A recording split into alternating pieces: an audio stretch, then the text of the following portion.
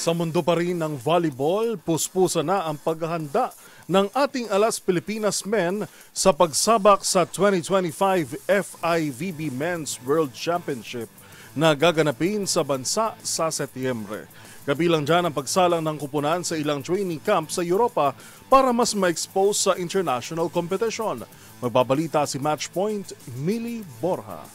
Patuloy ang matinding pagsasanay ng Alas Pilipinas Men's Volleyball Team sa Europe para sa nalalapit na 2025 FIVB Men's World Championship na kauna-unahang gaganapin sa Pilipinas. Katatapos lamang ng kanilang training camp sa Romania at nakatakdang tumungo ang kupunan sa Portugal para sa ikatong leg ng kanilang paghahanda. Nitong nakaraang linggo, nag-train din ang kupunan sa Morocco upang masubok ang kanilang lakas at game systems laban sa iba't ibang estilo ng international kompetisyon. Sa September 12, nakatakdang buksan ng Pilipinas ang kanilang kampanya kontra Tunisia, kung saan humigit kumulang isang buwan na lang ang natitira sa kanilang pagsasanay. Ang FIVB Men's World Championship ay pinakamataas na international competition sa larangan ng men's volleyball na ginaganap tuwing 4 na taon. Nitong nakaraan lamang ay pinangunahan ng Philippine National Volleyball Federation ang Set na Natin To event bilang official countdown activation ng isang buwang paghahanda bago magsimula ang malaking torneo. Layo ng aktibidad na pasiglahin ang suporta ng mga Pilipino sa national team na harap sa malalaking bansa tulad ng Italy, Japan at Brazil. At yun ang mga latest updates sa mundo ng sports.